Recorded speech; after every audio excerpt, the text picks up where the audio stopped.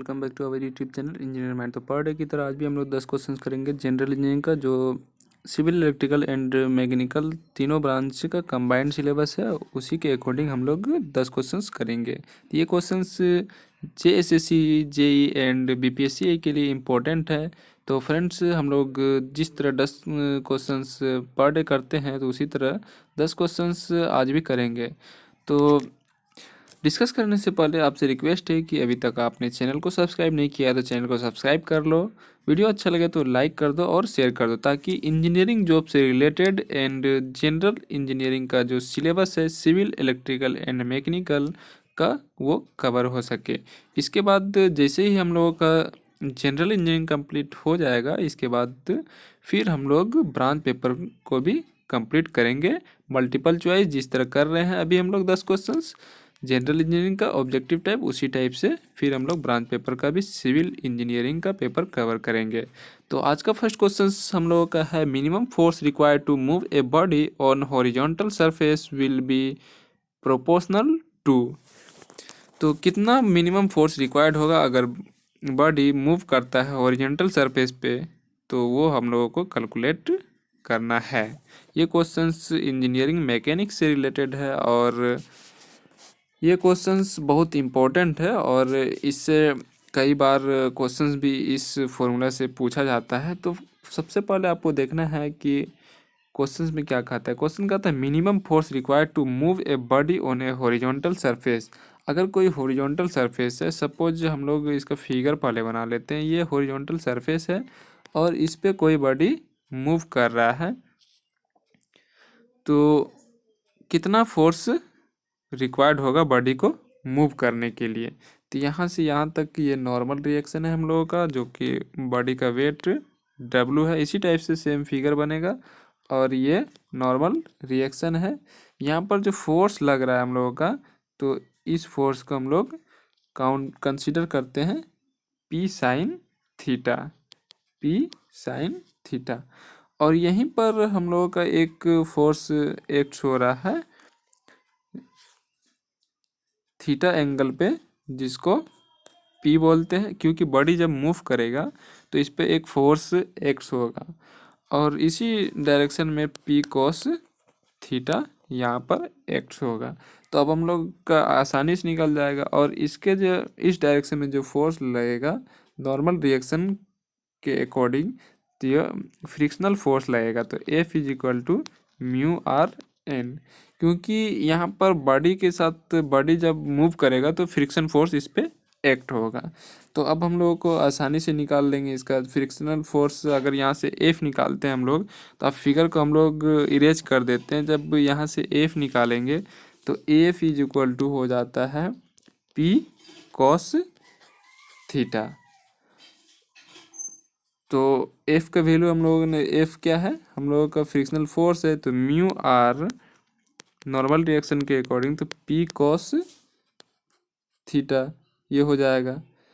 तो P cos theta is equal to, जो हम लोगों का tan phi is equal to mu होता है अकॉर्डिंग टू, जब हम लोग नॉर्मल रिएक्शन निकालते हैं फ्रिक्शनल फार्मूला जब यूज करते हैं, तो उसमें जो फाई होता है वो टेन फाई जो होता है वो mu is equal to tan phi होता है। फॉर्मूला होता है mu is equal to tan phi. Mu is equal to tan phi जो होता है उसका वैल्यू हम लोग यहाँ पर क्या करेंगे, पुट कर दें। Mu is equal to tan phi, तो यहाँ पर tan phi R N is equal to P cos theta हो जाएगा। तो R N plus P sine theta is equal to W हो जाएगा, क्योंकि जो हम लोग फिगर में निकाले थे स्पेस थोड़ा कम है, इसीलिए बार बार इरेज करना पड़ रहा है। तो जैसे हम बताया आपको, बस उसी टाइप से आपको सॉल्व करना है। और इसका जो वैल्यू आएगा वो sine phi by cos theta minus phi आएगा। तो P इज इक्वल टू, जो फॉर्मूला हो जाएगा हम लोगों का, वो आएगा sine phi by cos theta minus phi. लेकिन यहाँ पर एक चीज़ मिस्टेक है, इसमें W साइन फाई होना चाहिए, लेकिन W कहीं पर दिया नहीं गया है। यहाँ पर आप देख सकते हैं जो दिया where phi is equal to 10 inverse mu, तो mu is equal to 10 phi होता है। Theta is inclination of the surface with respect to horizontal. तो यहाँ पर डब्लू जो भी वेट है बॉडी का, तो यहाँ पर W sine phi by cos theta minus phi होना चाहिए। तो करेक्ट आंसर जो हो जाएगा हम लोगों का वो ए हो जाएगा, बट इसमें डब्लू साथ में होगा, W sine phi by cos theta minus phi. तो ये इजी क्वेश्चन है और थोड़ा ट्विस्टेड टाइप से था, थोड़ा घुमा करके दिया हुआ था, तो आप माइंड लगाएंगे बस। ये फ्रिक्शनल जो चैप्टर है फ्रिक्शन, उसी से ये क्वेश्चंस पूछा गया है। नेक्स्ट क्वेश्चन हम लोग देखते हैं। नेक्स्ट क्वेश्चन है Newton's first law of motion. तो Newton first law of motion option है defines an inertia reference frame, is used for measuring inertia of bodies, is used for calculating displacement, none of the above. Newton's first law of motion क्या कहता है कि कोई भी body है तो वो रेस्ट में ही रहना चाहती है, बॉडी रेस्ट में ही रहना चाहती है, और जो बॉडी मोशन में है वो मोशन में ही रहना चाहती है जब तक कि उस पर कोई एक्स्ट्रा फोर्स अप्लाई कर बॉडी को डिस्टर्ब ना किया जाए। अगर यहाँ पर कोई बॉडी है और ये रेस्ट में है, तो इस पर जब तक हम कोई फोर्स अप्लाई ना कर दें तब तक ये बॉडी मोशन में नहीं आता है, मोशन में आना नहीं चाहता है। या फिर अगर कोई बॉडी मोशन में है तो जब तक इस पर कोई फोर्स ऑब्स्ट्रक्ट करके इस बॉडी को रोका ना जाए तब तक ये बॉडी रेस्ट में नहीं आता है। तो ये Newton's first law of motion बतलाता है कि कोई भी बॉडी अगर रेस्ट पोजीशन में है तो वो रेस्ट में ही रहना चाहती है, या अगर मोशन में है तो वो मोशन में ही रहना चाहती है जब तक कि उस पर कोई एक्स्ट्रा फोर्स अप्लाई करके बॉडी को डिस्टर्ब ना किया जाए। तो Newton first law of motion जो होता है वो किसका डिफिनेशन देता है? फोर्स का एंड इनर्शिया का। तो लॉज ऑफ जो इनर्शिया है, जड़त्व का जो नियम है, लॉ ऑफ इनर्शिया, वो Newton first law of motion से ही आता है कि कोई भी बॉडी अपनी पोजीशन को तब तक बनाए रखना चाहती है जब तक कि कोई भी एक्स्ट्रा फोर्स उस पर अप्लाई करके बॉडी को डिस्टर्ब ना किया जाए। तो इसका करेक्ट आंसर हो जाएगा defines an inertia reference frame, क्योंकि Newton first law of motion जो है वो इनर्शिया के डिफिनेशन को बतलाता है और फोर्स के डिफिनेशन को बतलाता है। तो यहाँ पर कहीं भी फोर्स ऑप्शन में नहीं है। अगर फोर्स रहता ऑप्शन में, इनर्शिया नहीं रहता, तो हम लोग फोर्स को ही टिक करते। तो इसका करेक्ट आंसर ए हो जाएगा। नेक्स्ट क्वेश्चन हम लोग देखते हैं। नेक्स्ट क्वेश्चन है the gravitational force of attraction between the earth and sun is balanced by. तो जो भी फोर्स, जैसे यहाँ पर फोर्स, यहाँ पर अर्थ है और यहाँ पर सन है, तो एक दूसरे के रोटेट करता है। सन जो है वो स्थिर है और रोटेट कौन करता है? अर्थ, वो रोटेट करता है। तो इसके बीच जो भी फोर्स एक्ट होता है जो कि इसको बैलेंस करके रखा है, तो अगर ऐसा नहीं बैलेंसिंग फोर्स नहीं होगा तो क्या होगा कि जो सन है वो क्या होगा? बाहर चला जाएगा, अवे फ्रॉम द सरफेस। तो इसीलिए यहाँ पर जो फोर्स एक्ट होता है तो उस फोर्स को हम लोग बोलते हैं सेंट्रीफ्यूगल फोर्स। तो ये हम लोग कैसे निकालते हैं? जो भी फोर्स एक्ट होता है, तो जो फोर्स एक्ट होता है तो वो हम लोगों का होता है 3.5 इंटू 10⁻22 न्यूटन। ये वाला याद रखना है आपको, शायद ये क्वेश्चन भी पूछ सकता है कि gravitational force of attraction between the earth and sun is कितना होता है? तो 3.5 इंटू 10⁻22 न्यूटन। और अर्थ का जो वेट होता है वो कितना होता है? 6 इंटू 10⁻24 kg। तो इस टाइप से हम लोग निकाल सकते हैं, जो F = mg का फॉर्मूला है उसी से निकल जाएगा। तो सेंट्रीफ्यूगल फोर्स किसको बोलते हैं कि अगर जैसे ये अर्थ सरफेस है और यहाँ पर सन है, तो एक दिन में जो चक्कर लगाता है तो ये राउंड करता है। तो राउंड जो करता है तो इसमें क्या होता है कि बॉडी अगर ये राउंड करेगा और सेंट्रीफ्यूगल फोर्स नहीं होगा तो ये क्या होगा? फार अवे चला जाएगा, अवे फ्रॉम द सेंटर, ये सेंटर से बाहर चला जाएगा। तो जो फोर्स इसको काउंटर बैलेंस करता है उसी को हम लोग बोलते हैं सेंट्रीफ्यूगल फोर्स। और इनवर्ड में जो फोर्स एक्ट होता है जो कि बॉडी को आसानी से टर्न कर देता है, तो उसको हम लोग बोलते हैं सेंट्रीपिटल फोर्स। तो यहाँ पर जो फोर्स एक्ट होगा, the gravitational force of attraction between the earth and sun is balance by centrifugal force. तो करेक्ट आंसर बी हो जाएगा। नेक्स्ट क्वेश्चन हम लोग देखते हैं। नेक्स्ट क्वेश्चन है the product of mass and velocity is called, very very easy questions. और ये क्वेश्चंस 11th बहुत ज़्यादा हो जाता है, 9th क्लास में, 8 9th क्लास में ये क्वेश्चंस पढ़ाया जाता है और ये बहुत इंपॉर्टेंट क्वेश्चंस है। और कई बार एसएससी जेई में भी ये क्वेश्चंस पूछा गया है और बीपीएससी एई में ये क्वेश्चंस पूछा गया है 1995 में, 1995 में ये क्वेश्चंस बीपीएससी एई में पूछा गया है। तो ये क्वेश्चंस में पूछा गया है कि product of mass and velocity क्या कहलाता है। तो P इज इक्वल टू एक फॉर्मूला होता है मास इंटू वेलोसिटी। तो P क्या है, हमारा मोमेंटम है। तो मोमेंटम क्या होता है, मास इंटू वेलोसिटी।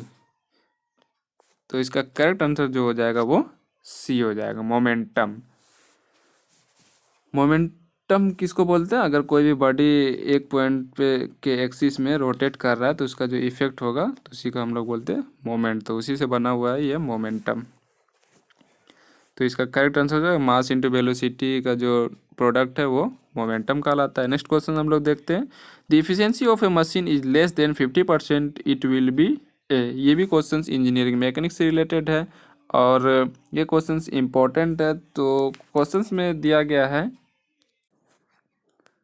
तो इसका करेक्ट आंसर जो होगा वो बी हो जाएगा, इरिवर्सिबल मशीन। क्योंकि जो इफ़िशियंसी होता है मशीन का अगर लेस देन 50% होगा तो वो मशीन इरिवर्सिबल मशीन कहलाता है। लेकिन यहाँ पर ऑप्शन में सेल्फ लॉकिंग मशीन भी दिया है तो इसका भी इफ़िशियंसी 50% होता है। तो दोनों में से कोई आंसर करेक्ट होगा, बट आप बी करेक्ट करना क्योंकि ये ज़्यादा परफेक्ट आंसर है, इरिवर्सिबल मशीन। तो इरिवर्सिबल मशीन ही सबसे सूटेबल है। रिवर्सिबल मशीन में क्या होता है, if a machine is capable of doing work in the reversed direction after the effort is removed then the machine is known as reversible machine. और irreversible machine या non reversible machine और self locking machine जो होता है वो दोनों same होता है। तो यहाँ पर अगर पूछा गया है कि the efficiency of a machine is less than 50%, it will be a, तो करेक्ट आंसर हो जाएगा इरिवर्सिबल मशीन। तो इसका करेक्ट आंसर बी होगा। ये इंजीनियरिंग मैकेनिक्स से रिलेटेड क्वेश्चंस है और बहुत ही इंपॉर्टेंट क्वेश्चंस है, बीपीएससी एई 2001 में पूछा गया है ये क्वेश्चंस। नेक्स्ट क्वेश्चन हम लोग देखते हैं। The smallest basic unit of length in metric system is taken as. तो सबसे स्मॉलेस्ट यूनिट क्या होगा मेट्रिक सिस्टम का, तो वो आपको बताना है किसका, लेंथ का। तो ऑप्शन में दिया है मिलीमीटर, सेंटीमीटर, मीटर, किलोमीटर। तो स्मॉलेस्ट सबसे क्या होगा, तो स्मॉलेस्ट यूनिट जो होता है तो फर्स्ट हम लोग लेते हैं मिली, माइक्रो, नैनो, पिको, फेम्टो, एटो। तो मिली मीन्स 10⁻³ तो मिली जो होगा वो सबसे यहाँ पर जो दिया हुआ है। सेंटीमीटर मीन्स 10, मीट्रिक में दिया हुआ है तो इसका जो करेक्ट आंसर होगा वो मिलीमीटर होगा, क्योंकि सेंटीमीटर तो ज़्यादा हो गया, मीटर भी ज़्यादा हो गया और किलोमीटर भी ज़्यादा हो गया। तो 1 मीटर इज इक्वल टू हो जाता है 100 सेंटीमीटर और 1 किलोमीटर इज इक्वल टू हो जाता है 1000 मीटर। तो यहाँ पर मिलीमीटर पूछा गया है तो मिलीमीटर मीन्स 10⁻³ तो सबसे छोटा यही है। तो करेक्ट आंसर हो जाएगा हमारा ए। यहाँ पर स्मॉलेस्ट बेसिक यूनिट पूछा गया तो मिलीमीटर हो जाएगा। ये बहुत इजी क्वेश्चन है। नेक्स्ट क्वेश्चन हम लोग देखते हैं। नेक्स्ट क्वेश्चन है modern levels are generally fitted with a telescope which is, option है internal focusing, external focusing, both internal and external focusing, none of this. तो मॉडर्न लेवल्स जो पूछ रहा है जो फिटेड किया जाता है टेलीस्कोप में वो कैसे किया जाता है, तो इसका करेक्ट आंसर होगा internal focusing. The telescopes used in surveying instrument consist of metal tubes are moving axially within the other. There are mainly two types of telescope. तो दो टाइप से टेलीस्कोप होता है, एक एक्सटर्नल फोकसिंग टेलीस्कोप और दूसरा internal focusing telescope. तो most of the modern levelling instruments are design with internal focusing telescope. तो जितना भी मॉडर्न लेवल्स का टेलीस्कोप को फिट किया जाता है तो वो इंटरनल फोकसिंग के बेसिस पे ही किया जाता है. तो ये सर्वेइंग से रिलेटेड क्वेश्चन था और इम्पोर्टेंट क्वेश्चन है. तो नेक्स्ट क्वेश्चन हम लोग देखते हैं. नेक्स्ट क्वेश्चन है sensitivity of a volt meter is given by the. Option है reciprocal of full scale deflection current, ohms per volt, both of above, none of this. तो correct answer हो जाएगा C, both of the above. Reciprocal of full scale deflection current, ohms per volt, both of the above. तो ये दोनों जो है ये दोनों सही है, तो इसका करेक्ट आंसर सी हो जाएगा. ये इलेक्ट्रिकल से रिलेटेड क्वेश्चंस था. और नेक्स्ट क्वेश्चन हम लोग देखते हैं. नेक्स्ट क्वेश्चन है the scale of a watt meter gives maximum indication of 100 watt will be the multiplication factor if the current and voltage range are 5 ampere and 400 volt. तो ये questions numericals based है. तो यहाँ पर आपको formula पता होना चाहिए कि मल्टीप्लिकेशन फैक्टर क्या होता है और इसका फॉर्मूला क्या होता है. तो वाट मीटर स्केल रेंज दिया हुआ है, कितना दिया है 100. वोल्ट मीटर स्केल रेंज दिया हुआ है 400.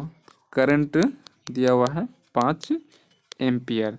तो फॉर्मूला जो होता है एम का, तो V R volt meter range into current range by watt meter scale range, watt meter scale range. तो इसका हम लोग जो फॉर्मूला यूज करेंगे इसी टाइप से फॉर्मूला यूज करेंगे. और जब इसका हम लोग फॉर्मूला में पुट करेंगे वैल्यू, तो हम लोगों का जो करेक्ट आंसर आएगा वो 20 आएगा. आप लोग पुट करके देखना. या वी आर जो है तो वी 400 पुट करेंगे और जो करंट है आई तो वो 5 पुट करेंगे. इसके बाद जो वाट मीटर स्केल है वो 100 वो यूज करेंगे. तो हम लोगों का जो वैल्यू आएगा वो 20 आ जाएगा. तो करेक्ट आंसर जो है वो सी हो जाएगा, 9 का सी हो जाएगा. नेक्स्ट क्वेश्चन हम लोग देखते हैं. Next question a single phase induction type energy meter is. Option है an ampere hour meter, a volt hour meter, watt hour meter, watt meter. तो 10 का करेक्ट आंसर सी हो जाएगा, वाट आवर मीटर. क्योंकि single phase induction type energy meter जो है वो वाट hour metre के लिए फेमस है और इसको वाट आवर मीटर के नाम से भी हम लोग जानते हैं. तो करेक्ट आंसर सी हो जाएगा, वाट आवर मीटर. तो फ्रेंड्स हम लोगों का 10 क्वेश्चन कंप्लीट हो चुका है.